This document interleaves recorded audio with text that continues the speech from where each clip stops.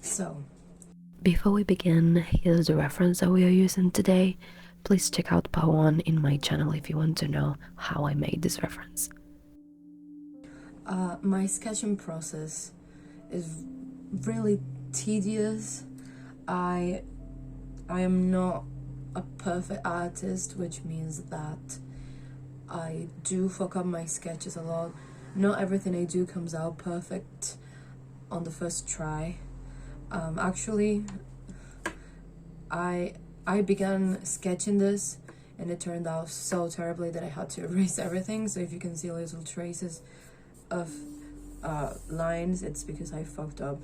And I don't want to show the footage because, I mean, I know I said that I was going to share everything, but it was like just hours and hours of me trying something that didn't turn out at all.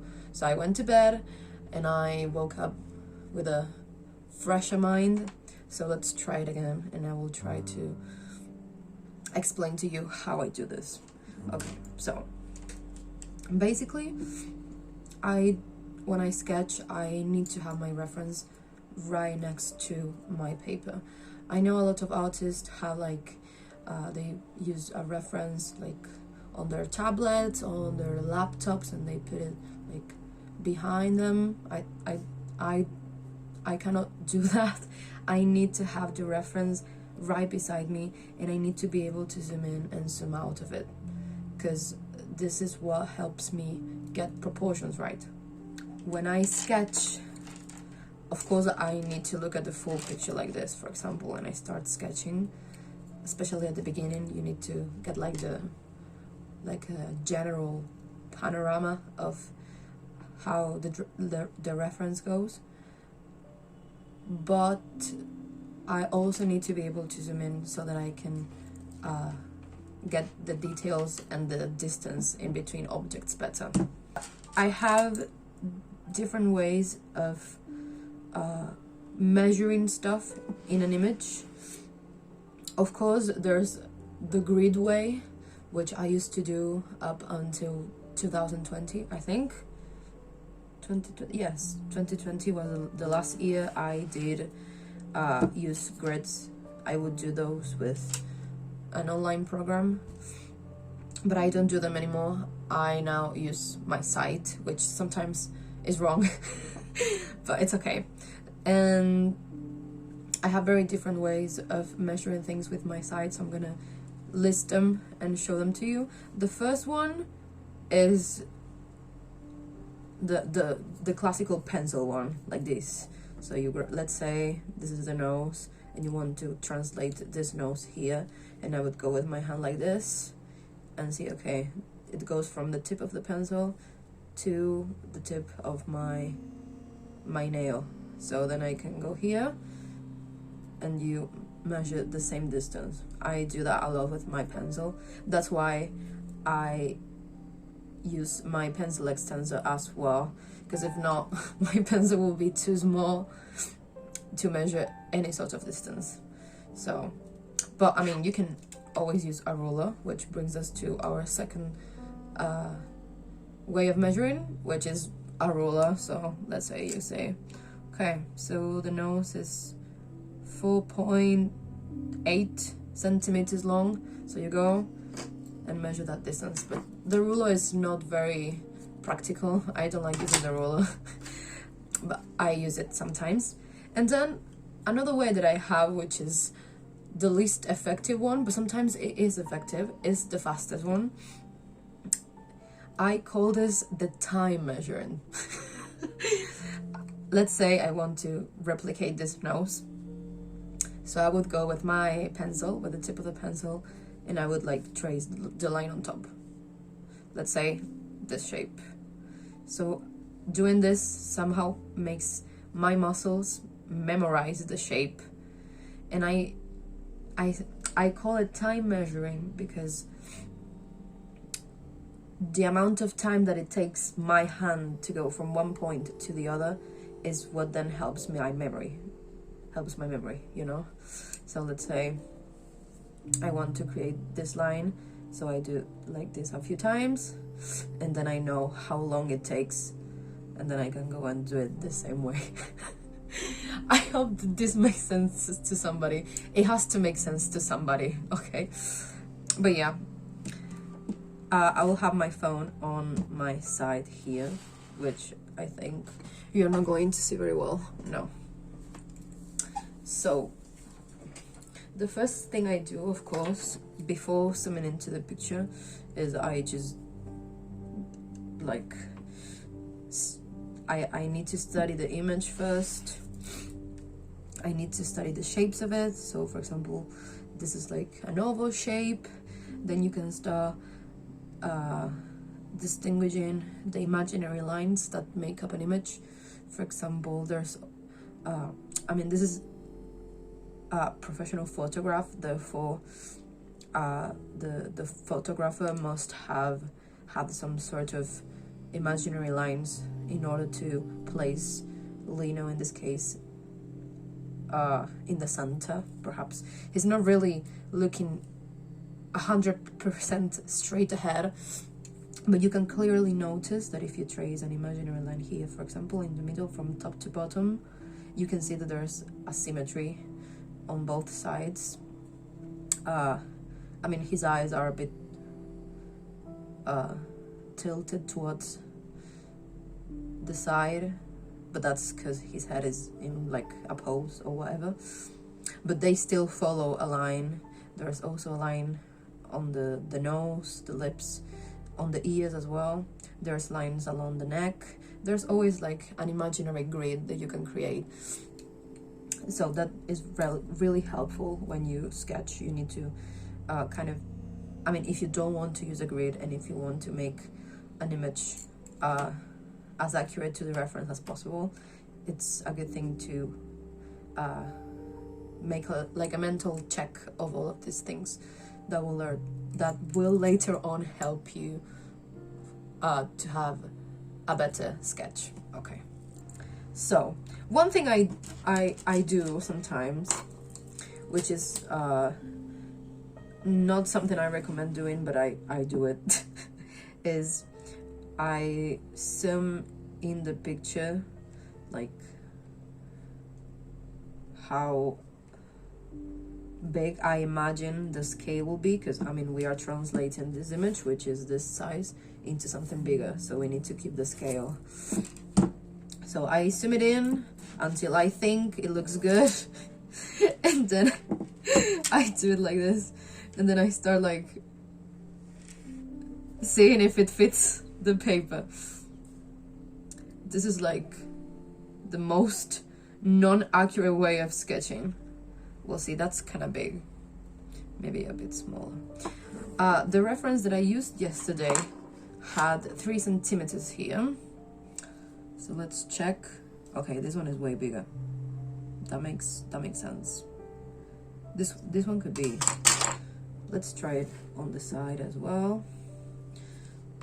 Sorry if you see the top of my head. This is I feel so full showing you this way of sketching, but this is how I do it. I don't want to be fake. This is how I sketch, okay? I feel so silly doing this. Instead of 3, it's 3.5. So when I sketch, I always, you know how artists have their signature feature, which is the one they start the drawings with. Well, in my case, it depends on the reference that I'm using, but most of the times it's the face shape, the face line, the head, in this case the jawline, because it's the most of face that we can see. I find it easy to start sketching when things are touching the sides of the image, because that helps me get the reference. Like, I wouldn't be able to start the drawing with the nose, because you will be starting it from, you cannot really place it here, you don't know for sure where it is. So if you start with the sides, you always have a reference. That's how I do it. Yesterday it worked terribly. And I mean, I know I said I was gonna share everything, but I'm not gonna share that because it's useless. It has no point. Okay, so like I said, I'm gonna begin with something that is touching the sides. And you saw how I took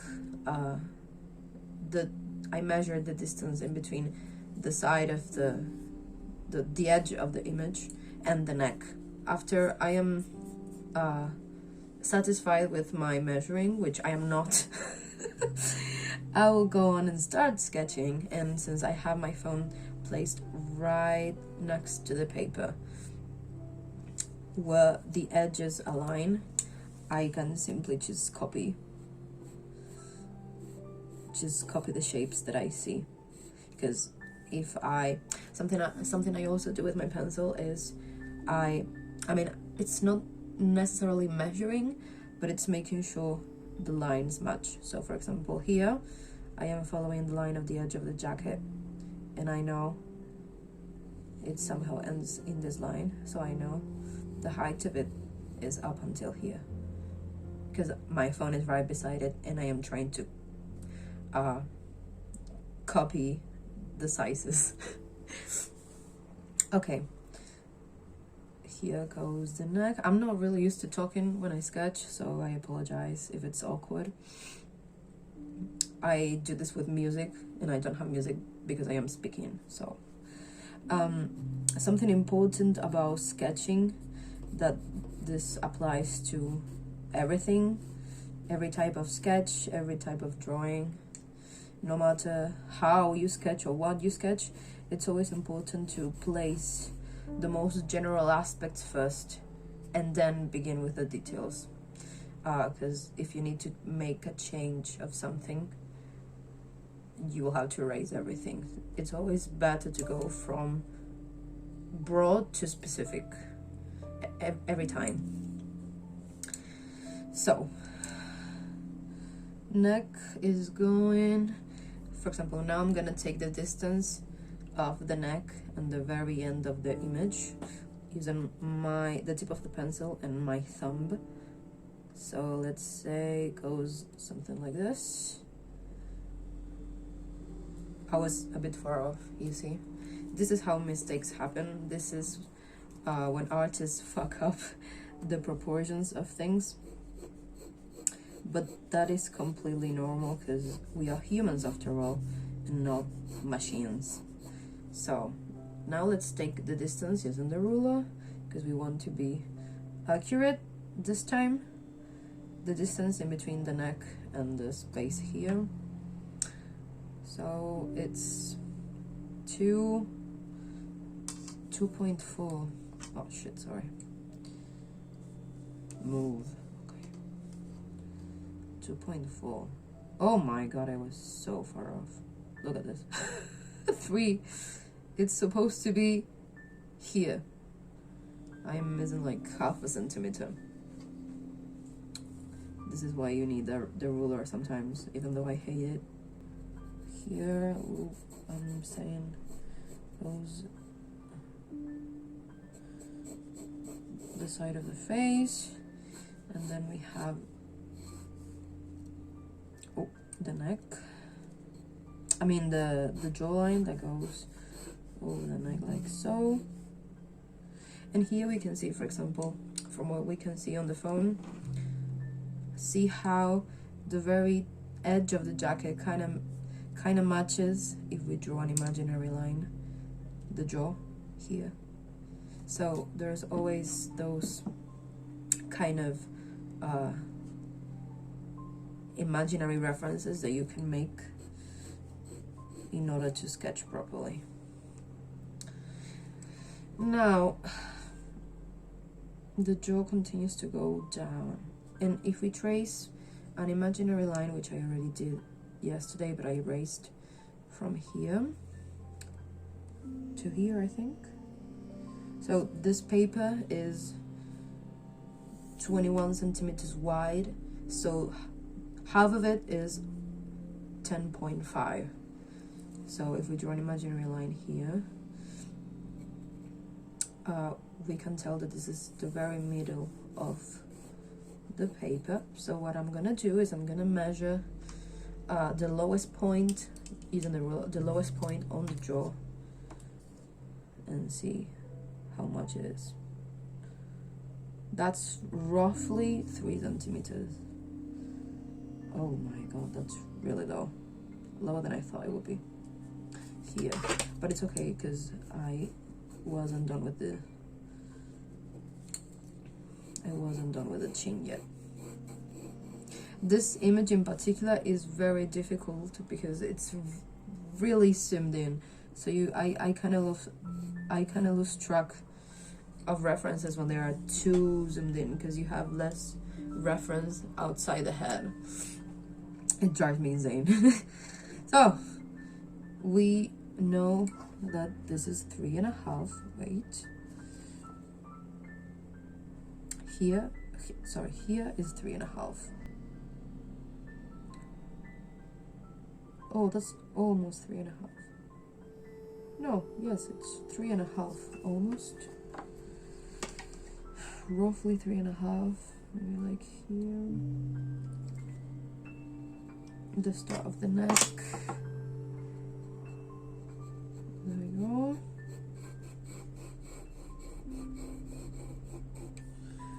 Jesus Christ.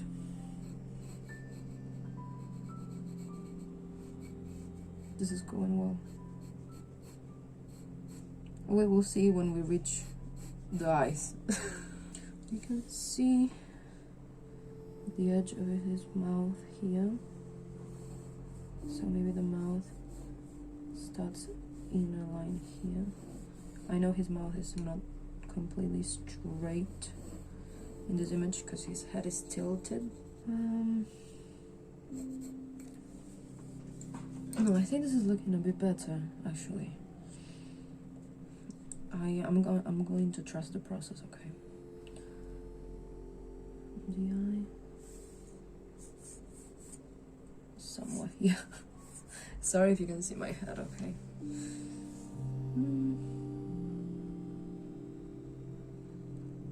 Skip this line.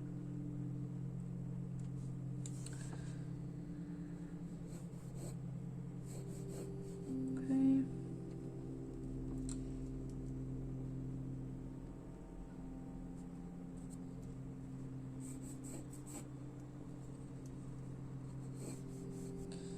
A really rough sketch. Okay. And then I think the distance is okay. Let's measure the distance using my pencil as well. And would you look at that? The same size of my pencil. I got that right. Well, finally something right. Okay. It's kind of important to know a little of anatomy when you draw people. I never actually sat down one day and opened a biology book and said, okay, I'm gonna study anatomy, bones, muscles. I never do that. I'm not telling you to do that. But it's something that you can kind of learn with a lot of practice. If you draw multiple faces, multiple people, you start noticing patterns in the faces, in the bodies.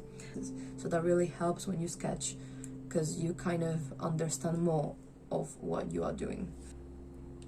And most of the times, more or less, the edge of the nostril, if a face is pointing straight ahead, the very edge of the nostril sometimes matches where the inner corner of the eye is.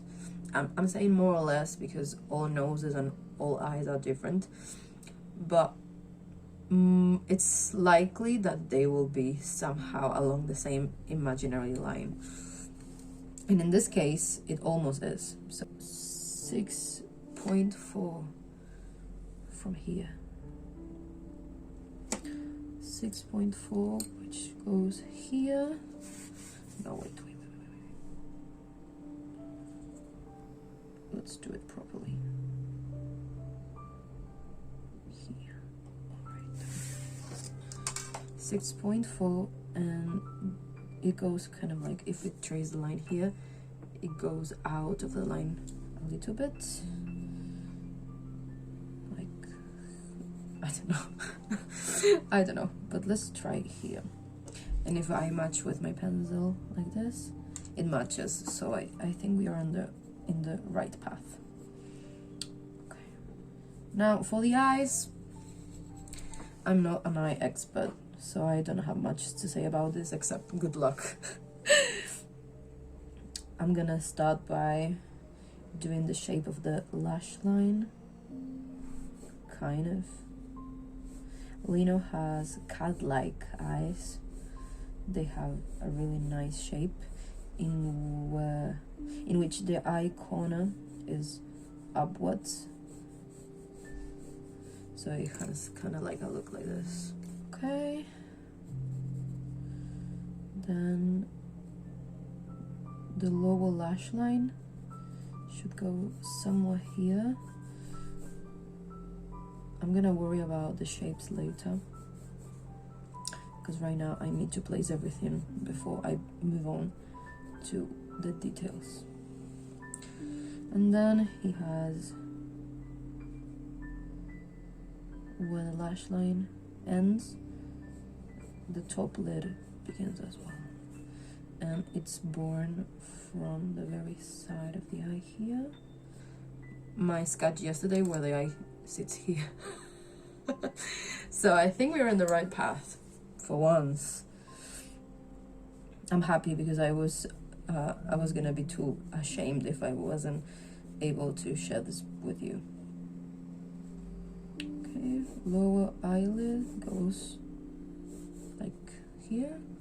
And then, well, he has eyelashes here and whatnot. We're gonna worry about that later.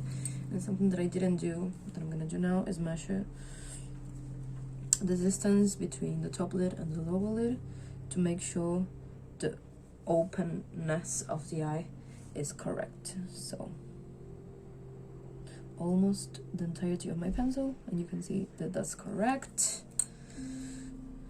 I think it's just a tad bit smaller though.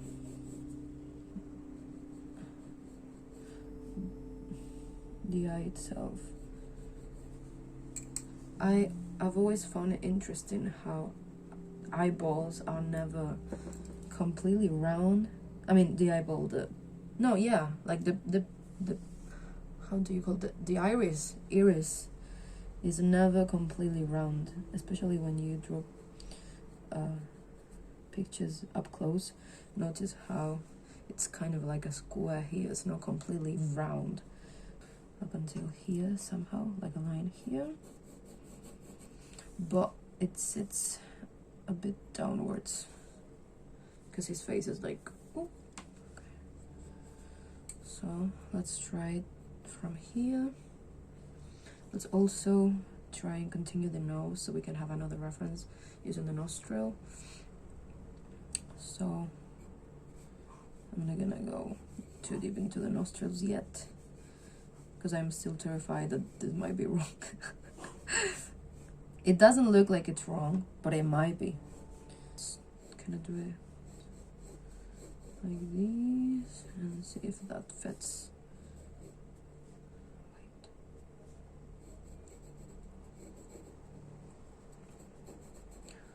Okay. In this case, notice how this eye does kind of have like an imaginary line in which the inner corner and the outer corner do match. They are sitting on the same line, which was not the case on the other eye.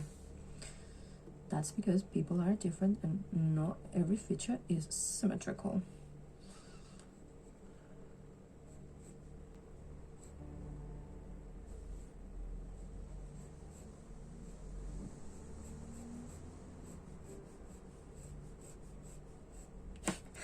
This is like jump scaring myself, because when the moment I lift this phone and the eyes don't match, it's gonna be so over for me. It's gonna be so over for me.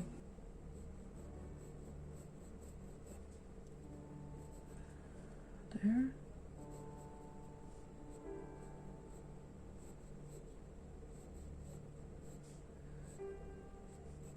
So this is all eyelashes, and we're gonna worry about them later.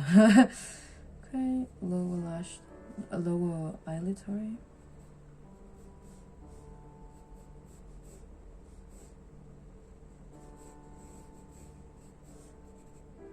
And there's one more here. Huh, well, that's looking okay-ish.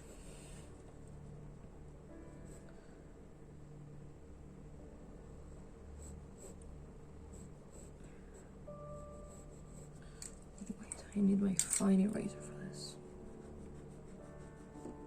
Okay. We'll worry about details later on.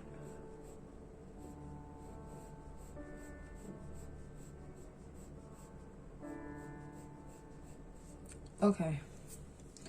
Well, the waterline. Okay. Time for the truth. I'm scared. 1, 2, 3. Well, that could have been worse if we're being honest. Fold to the eyelid here. Maybe we can. There's something bothering me, and I do not know what it is.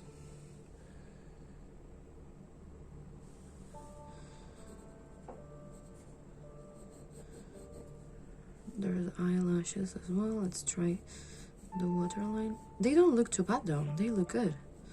But there's something about the shape that's bothering me. Now that I'm seeing, it doesn't really match the eye corner. It goes like here. So this is fine. Let's try and do the nostrils better.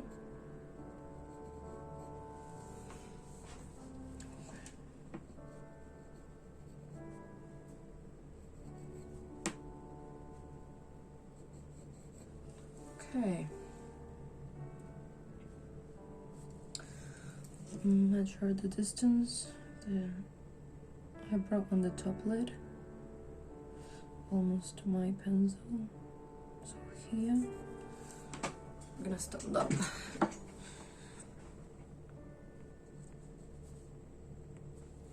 Wait, I'm gonna extend this. Okay.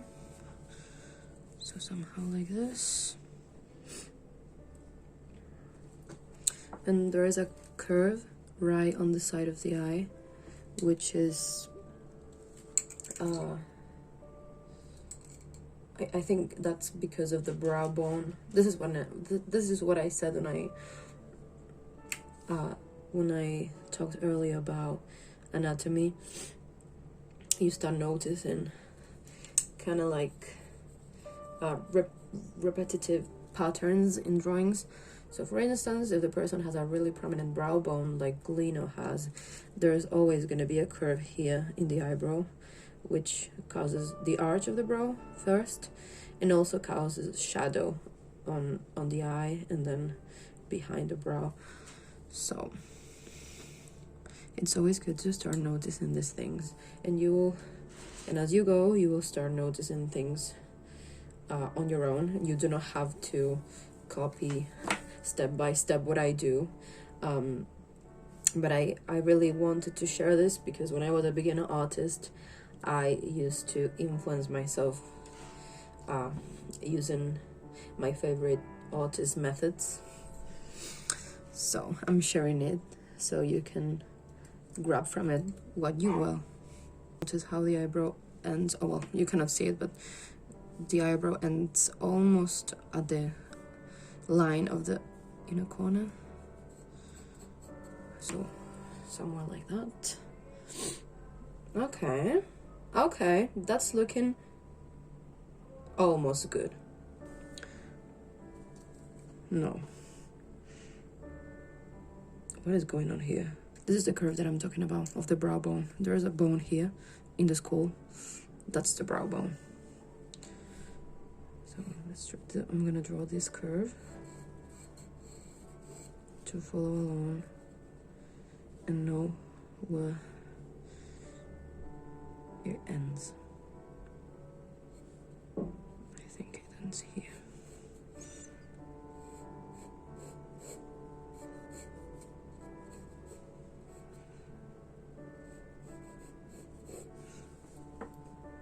The eyes are still not doing it for me. This one. That's an issue. I will see how can I fix it later. Okay. Now, I hope it does match the distance, because if not, it's over for me. Okay, so from the very tip of the eye, my thumb. Yes! Look at that! Would you look at that? That's so hot, actually. My charger here. Like here. Okay. There we go. This is the silliest, goofiest sketching video that you've ever seen in your life. Probably. I'm sorry. But it's working, isn't it? It's working, isn't it? Okay. Yes, it is. Quite a lot of hairs on his face like this. So I cannot really see where the hairline is. But I'm gonna take a wild guess and guide myself by the shadows and say it starts here.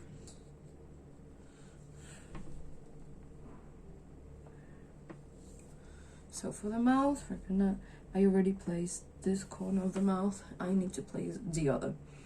And for that, I'm gonna use the nose probably as reference. And the eye. So there's a little space in between the nostril and the edge of the mouth. I'm gonna trace an imaginary line here.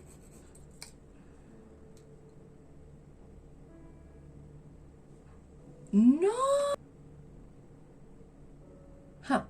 Why does not work? Oh, no way. Yes, it's fine. Okay. So let's try it out. So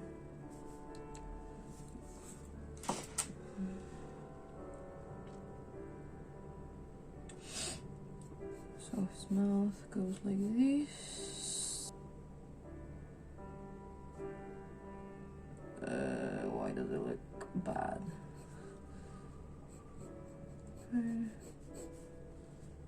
Why does it look like that? Okay.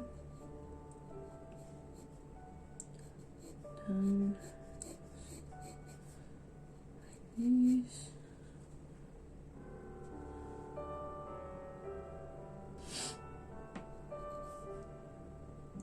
Such a pretty mouth, honestly.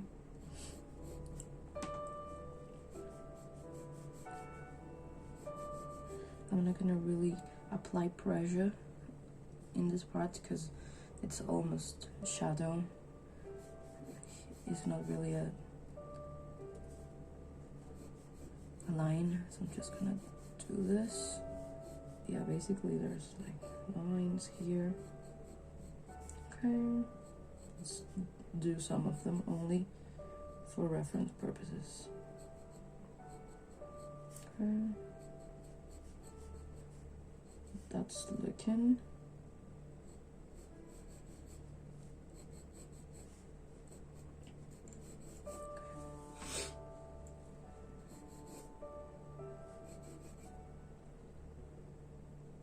Okay, that's looking good. The beginning of the iris. So maybe here.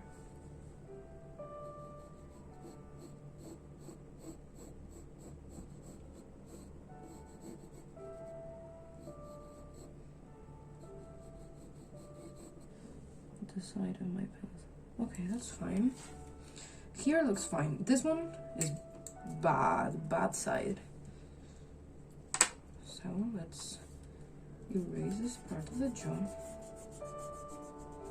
and we'll work through it again with the help of the pencil. So the distant diagonal to the tip of the neck. My pencil, basically. So here, almost. Wait. Good. And then the oh shit.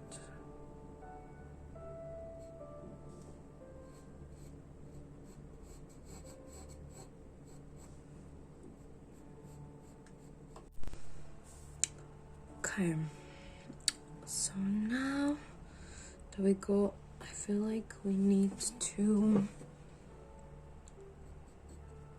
make his Cupid's bow a tad more prominent so that the lips can also look better.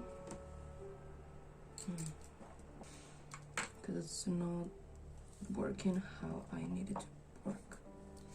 So let's fix the chin first. It's quite roundish but also squarish. I mean, you are the ones that are seeing it from above, so you probably notice the mistakes before I do.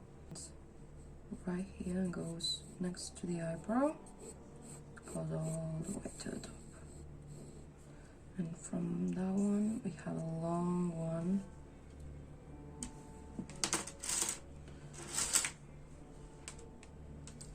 That kind of goes until here, which is a bit more thick because it has more hair in it. Strand that goes up until here, kind of, all the way up the eyebrow, and then straight almost. There's a curve here. Okay. So this hair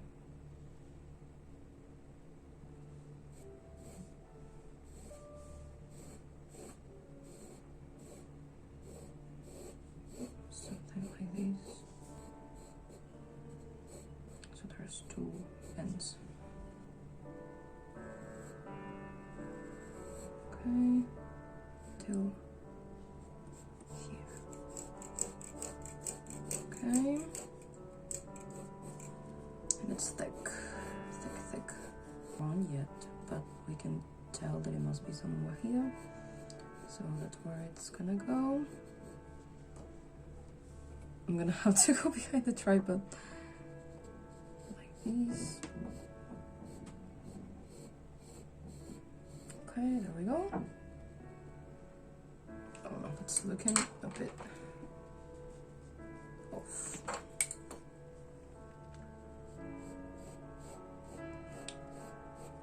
There we go. And then the strand goes in the middle and a new thick one is born. And then it separates. And it goes up until one barely touches the tip of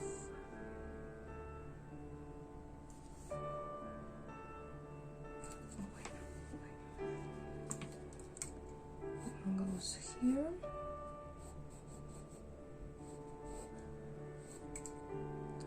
The other one goes down here, and then there's a few loose ones. This is like the best base sketch. If you've seen my Bangchan one, you probably know that I added like a few piercings, a few scars, so I haven't decided where I want them yet, but I will see once I finish with the sketching part, because I think it does. Lovely. Lovely, lovely, lovely. So, applause, a round of applause for me. I finished my sketch, the base sketch, on real time. Bless. Okay, so it's time for the big details. I don't think I'm gonna sketch the other references because that's gonna be a long video, but I'm gonna record a time lapse for that. Okay, I hope that makes up for the lack of content. Okay, so let's begin with some details here, which is my favorite part because it kind of gives life to the drawing. So as we reach the end of this video with the time lapse of the last details of the sketch, I want to take a moment to thank you for staying here. Thank you if you've reached this part of the video. This is the longest video I've ever posted on social media, so thank you. I hope it was as useful as it was insightful. Feel free to ask any questions about this on any of my social media. Thank you again, and I hope to see you next time. Goodbye.